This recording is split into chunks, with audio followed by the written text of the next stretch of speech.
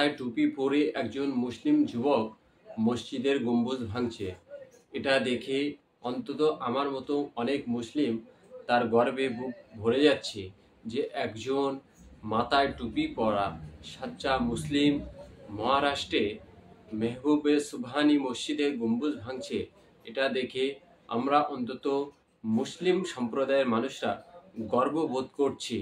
তার কারণ হলো মসজিদ ভাঙার পরেও এবং আমরা নিজেরা ভাঙার পরেও গর্ববোধ করি এই জন্যই যে মহারাষ্ট্র হাইকোর্ট এবং মহারাষ্ট্র পৌরসভার অর্ডারে একটি মসজিদ সরকারি জায়গায় চলে এসেছিল। কিছুটা অংশ 2 ফুটের একটু বেশি অংশ সরকারি জায়গায় চলে আসার পরে সেখানে মসজিদ কর্তৃপক্ষ তারা নিজেরাই সেই মসজিদটাকে ভেঙে নিয়েছে।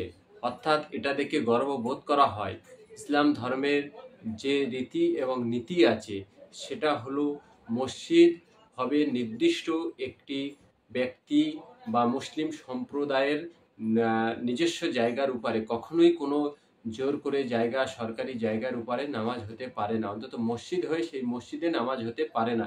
এটাই হলো ইসলাম ধর্মের নীতি এবং রীতি। সেই সূত্রে ধরে যে মসজিদটি মেহবুবে সুবহানি মসজিদটি সরকারি জায়গায় চলে এসেছিল, আসার ফলে সেই অংশটিকে ভেঙে নিয়েছে। এটা থেকে আমরা মুসলিমরা গর্ববোধ করি এবং মহারাষ্ট্রের ওই সমস্ত মুসল্লি এবং নামাজিদেরকে আমরা অত্যন্ত গর্বের সঙ্গে স্মরণ করব যে তারা এরকম মসজিদকে নিজেরাই ভেঙে নিয়েছে সরকারের বুলডোজার চালানোর আগে। এখন এই মসজিদ ভাঙার পরে দেশের বিশিষ্ট বিশিষ্ট কিছু সাংবাদিক এবং কিছু দিকপাল মানুষ তারা কয়েকটি প্রশ্ন তোলা শুরু করেছে।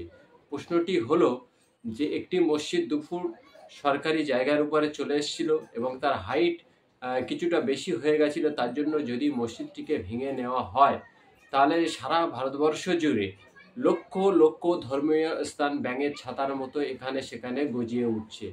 আপনারা খেয়াল করবেন, বিভিন্ন হাইওয়ে ধরে চলে যাবেন, হাইওয়ের ধারে বিভিন্ন জায়গায় ধর্মীয় বিভিন্ন উপাসনালয় ব্যাঙের ছাতার মতো গজিয়ে উঠছে যে কোনো সময় বিভিন্ন সময়। অর্থাৎ কোনো জায়গায় একটি খেজুর গাছ হলে সেখানেও একটি ধর্মীয় উপাসনালয় তৈরি হচ্ছে, কোথাও একটি বট গাছ হলে সেখানেও ধর্মীয় উপাসনালয় তৈরি হচ্ছে, কোথাও একটি ঝোপ জঙ্গল হলে সেখানেও একটি ধর্মীয় উপাসনালয় তৈরি হয়ে যাচ্ছে, কোথাও একটা পুরনো দিনের বাড়ি পড়ে থাকলে তার পাশেই একটি উপাসনালয় তৈরি হয়ে যাচ্ছে।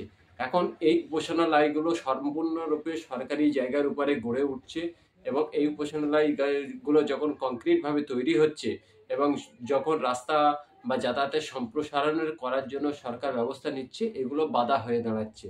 এখন এটার ব্যবস্থা কে নেবে?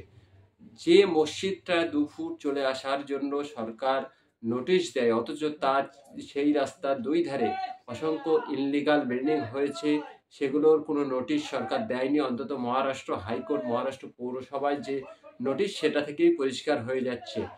তারপরে মসজিদ কর্তৃপক্ষ গর্বের সঙ্গে তাদের মসজিদকে ভেঙে নিয়েছে।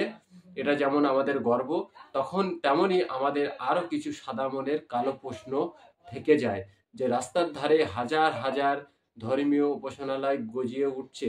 এই ধর্মীয় উপাসনালয়গুলো সম্পূর্ণরূপে বেআইনি সরকারি জায়গার উপরে গজিয়ে ওঠার পরে সরকার কি ব্যবস্থা নিয়েছে, কেন্দ্রীয় সরকার কি ব্যবস্থা নিয়েছে, এর দায় এবং দায়িত্ব কাদের ঘাড়ে চাপবে? এবং এই প্রশ্নের উত্তর যেদিন আসবে সেদিন নিশ্চয়ই মনে হয় কোনো সরকারি রাস্তা সম্প্রসারণ করতে আর সমস্যা হবে না।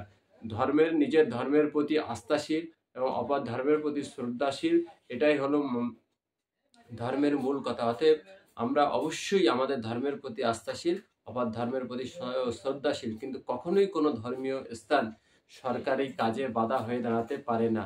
এটাই আজকের আমরা গর্ব করে বলতে পারি মহারাষ্ট্রের ওই সমস্ত মুসল্লিদের যারা নিজেদের মসজিদ নিজেরাই ভেঙে ভারতবর্ষের মধ্যে একটি দৃষ্টান্ত স্থাপন করেছে। দর্শক, অবশ্যই আপনারা আপনাদের মতামত কমেন্ট বক্সে জানাবেন।